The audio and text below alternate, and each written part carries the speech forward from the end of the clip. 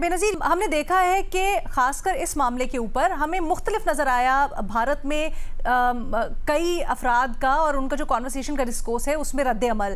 بہت سی آوازیں تھیں جو مودی سرکار کے رویے کو اس بار کال آؤٹ کر رہی تھیں، یہ بار بار کہہ رہی تھیں کہ سوچا جانا چاہیے کہ ان کی جو پالیسی ہے خاص کر پاکستان سے متعلق اس نے کیا فائدہ یا کیا نقصان دیا ہے. کیا آپ سمجھتی ہیں یہ ریئلائزیشن حکومت تک یا طاقت کے ایوانوں تک بھی جائے گی بھارت کے اندر؟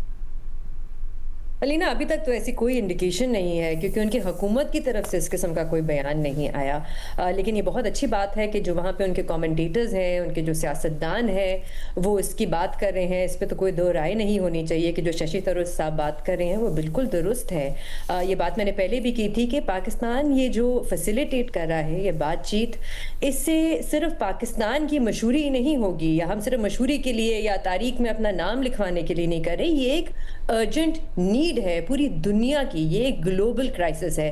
کچھ اکانومسٹ تو بھی کچھ دن پہلے یہ بھی کہہ رہے تھے کہ اگر یہ مسئلہ جلد سے جلد حل نہیں ہوا تو گلوبل ریسیشن آ سکتا ہے پوری دنیا میں. ابھی بھی وہ کہتے ہیں کہ اگر اسٹریٹ آف ہارموز مکمل طور پہ کھل بھی گیا تو کئی ہفتے لگیں گے نارملائز کرنے میں اس سچویشن کو. جو آئل ریفائنریز ہیں جن کو نقصان ہوا ہے وہاں پہ واپس پروڈکشن اوپر لانے میں ابھی بھی بہت ٹائم لگے گا.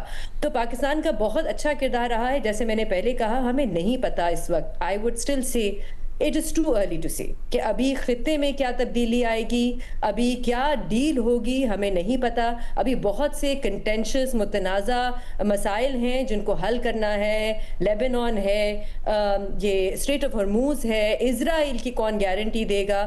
یہ ساری چیزیں ہیں جو ابھی ہمیں دیکھنی پڑیں گی. میری اپنی اس پہ ایک رائے ہے لینا کہ مجھے لگتا ہے، ظاہر سی بات ہے یہ اسیسمنٹ ہے، میں کوئی پریڈکشن نہیں کر رہی اس شو پہ اور کر بھی نہیں سکتے، کہ مجھے لگتا ہے امریکہ شاید کوئی نہ کوئی ڈیل کر کے یا اس جنگ میں سے نکل جائے گا. لیکن یہ جو ایشوز ہیں، یہ جو کنٹینشس ایشوز ہیں، میرے خیال سے یہ وہیں کے وہیں رہیں گے. اور آخر میں کوئی ڈیل ہو ہی نہیں سکتی جب تک اس میں گلف ممالک شامل نہ ہو. ان کے بغیر نہیں ہو سکتی. وہ کہتے ہیں نا پرزنر آف جیوگرافی، وہ یہ خلیجی ممالک ہی ہیں. ان کو ایران کے ساتھ ایٹ سم پوائنٹ بیٹھنا پڑے گا، ان کے ساتھ ایران کے ساتھ کوئی سیکیورٹی ڈیل کرنی پڑے گی.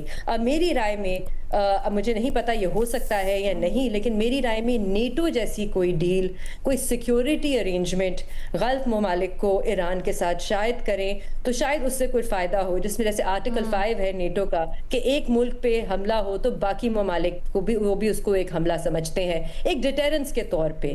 کیونکہ اس کے علاوہ کوئی اور طریقہ نہیں ہے اس معاملے سے نکلنے